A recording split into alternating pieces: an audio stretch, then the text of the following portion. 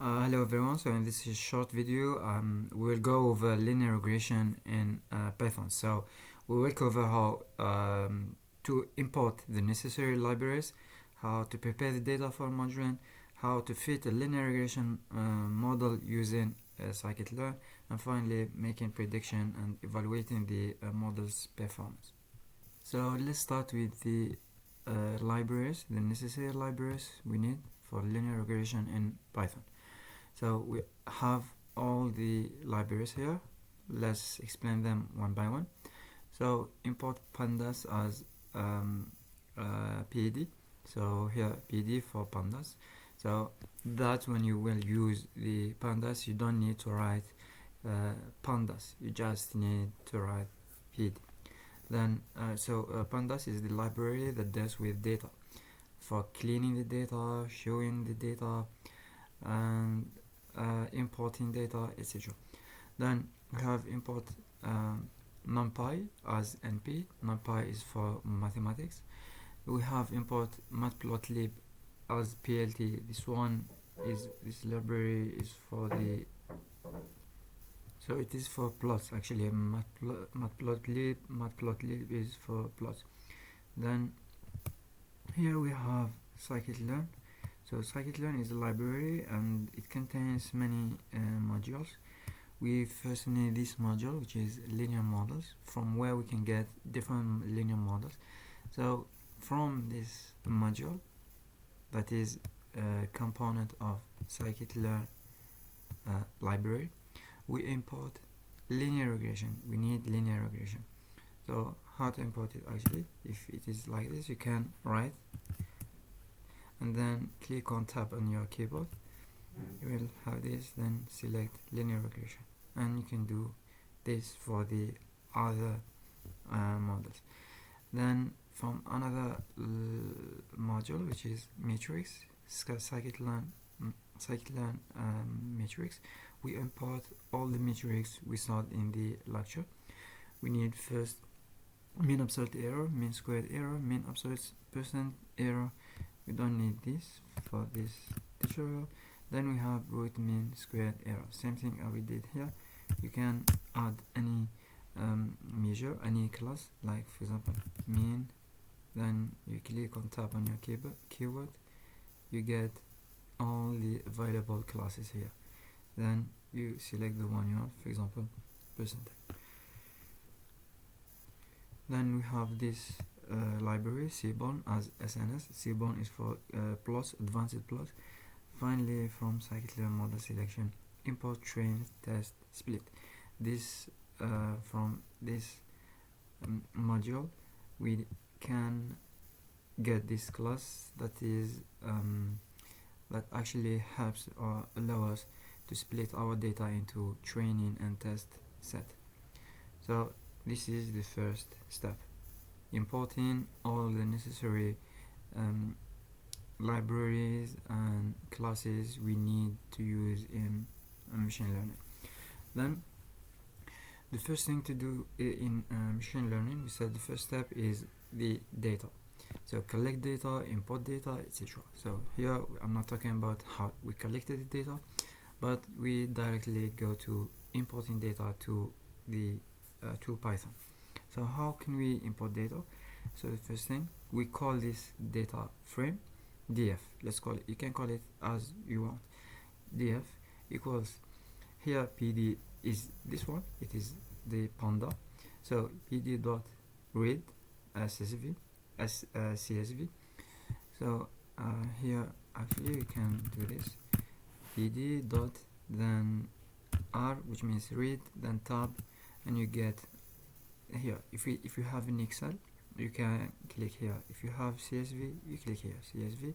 Then here is the path to your file.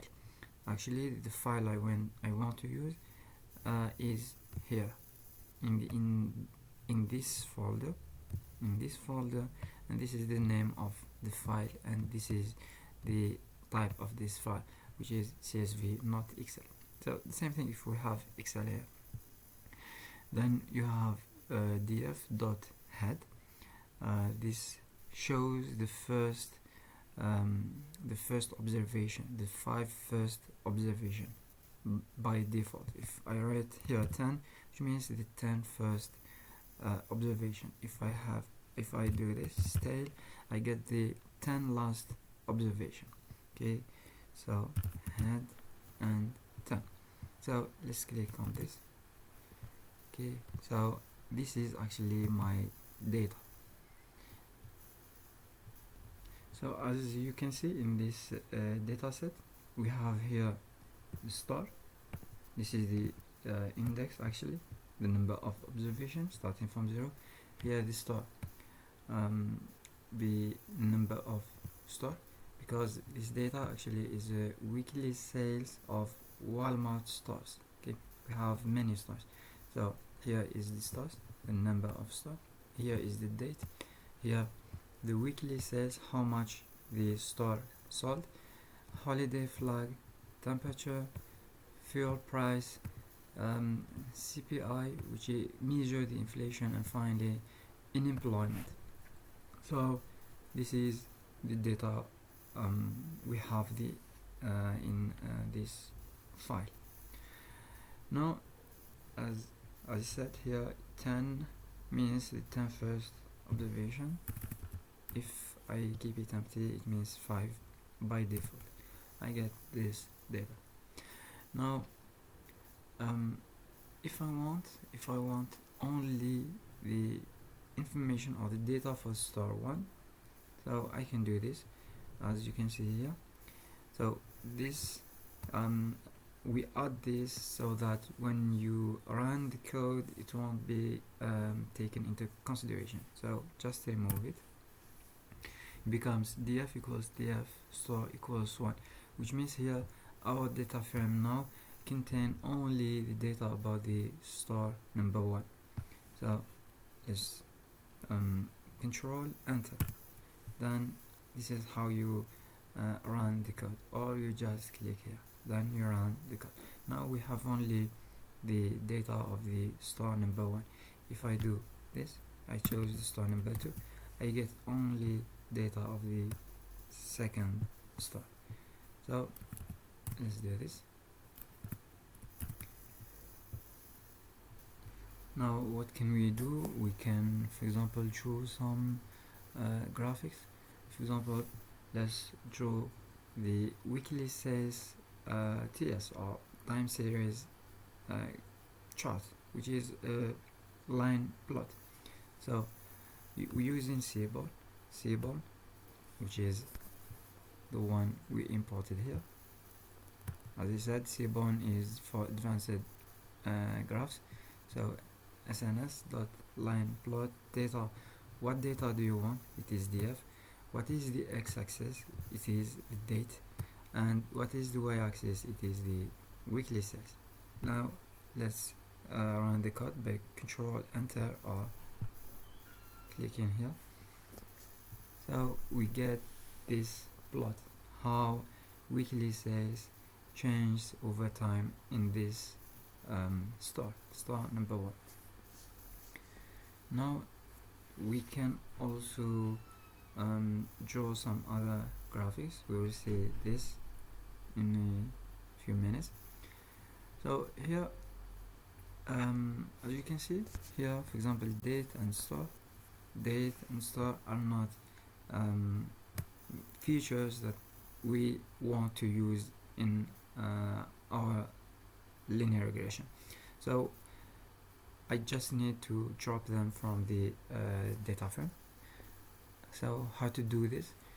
So the new data frame I want, it is the old one but without date and star. So this is how you write it in Python. The new df equals df dot drop. What can I drop here? What won't I drop? The columns, date and star. So let's run the code. Now the new data frame doesn't contain the date and star. Another step that we want to know is the correlation between the those variables. Okay, control enter. We get this correlation.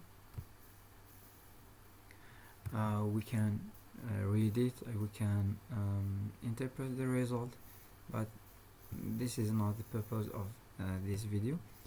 But we can see something here. We have the CPI, and in employment there is like a high correlation between them. So to avoid multicollinearity in our linear regression model, you can drop one of them since they are very correlated. So we can drop one of them.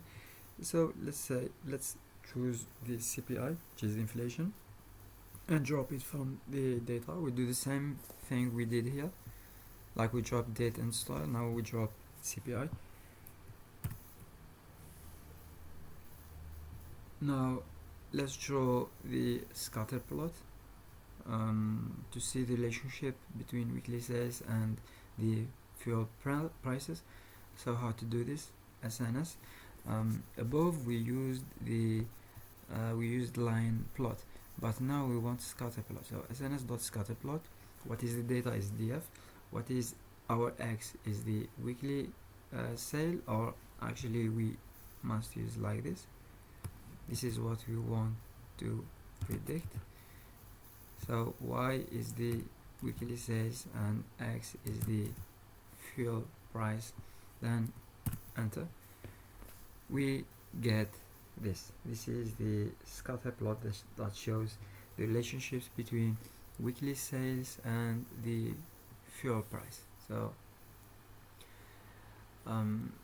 we can see that somehow when the fuel price rises, the weekly sales as well rise, but not that correlated, right?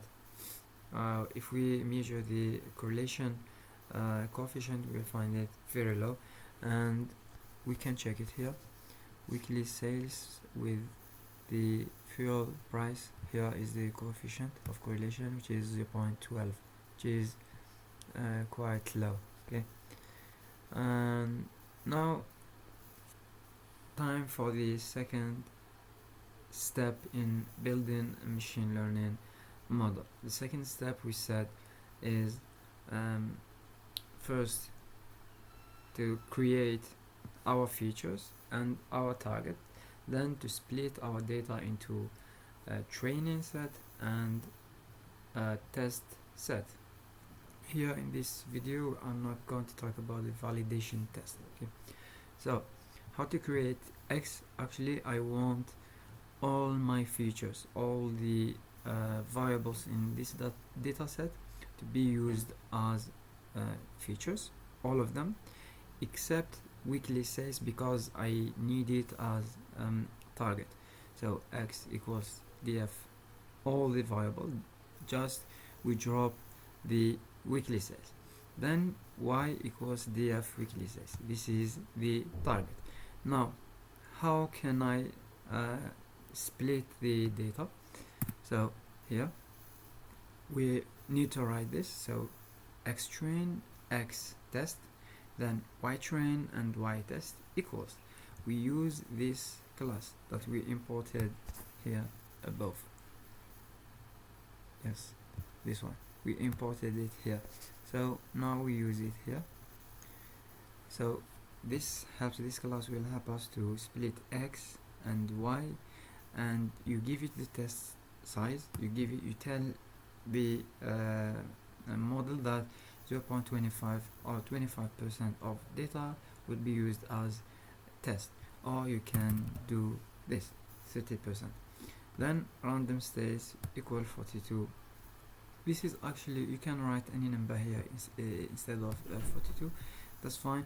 This is actually used just in case you want to like replicate the data, you get the same result.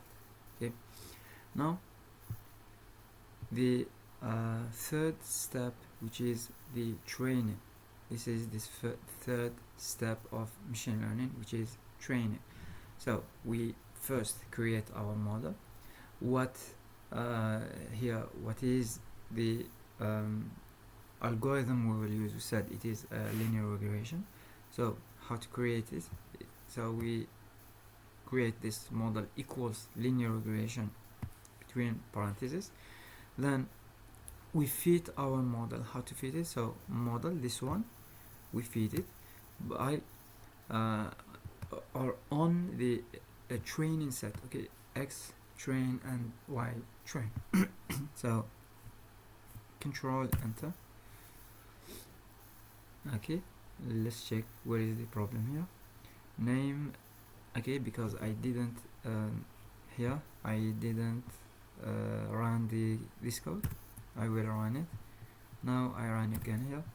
So this is our model. Now our model is created. Now the second step is to predict. Here we will predict the test set.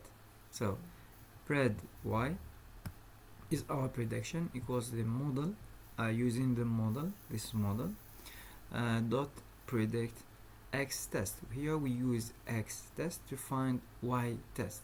So the prediction, because the model doesn't know what is the target of all the data on test. Okay, so we run this code. Now everything is good. So it is time to measure or to evaluate our model, if this model is good or actually doesn't worth it. Okay, so the first measure, the first matrix is root mean square error. We use this one, the root mean squared error that we got here. We imported it here in scikit-learn matrix. Yeah, root mean squared error. So all you need here is is like root, then tab. You click on the keyboard on tab, then you get it. Pred y, the prediction, this one, and y test. We compare the the prediction and the actual values on test set. Then so here is the root mean square. Okay, so this is in average the error this model makes. Now another good matrix is r squared, or what we call the coefficient of determination. It measures the proportion of variation in the y, or the dependent variable, or the target, explained by the features or the independent variables. So the highest, the perfect value is 1 and the lowest is 0. So let's run. So r squared score is not defined because we didn't import here. Okay, so we can import it here, run it again, and back again here, then run again this. So r square here is very bad, should not be actually negative, but when things are like turning bad in any model, you may get such like negative value. It doesn't make any sense. So there is this model is not performing at all. It's not good, you cannot use it. So this is just an example how to perform the linear regression, but to to rely on any model, you need to get good matrix. Finally, this is how you may use the model to predict. So imagine you have new data that you don't know, the model doesn't know, which is, for example, you have, these are your features value. Here our features are a holiday flag, temperature, fuel price, and unemployment. We removed CPI, and now using these features, the model can predict the weekly sale. How to do this? So y pred equals the model dot predict what predict from x new, from the new data that the model didn't see before. Now, so here is prediction, here is what the model predicted. The weekly sale will be something like 1,580,679.14. So generally this is how linear regression is performed on Python. So thank you, and we will see other models in the next videos.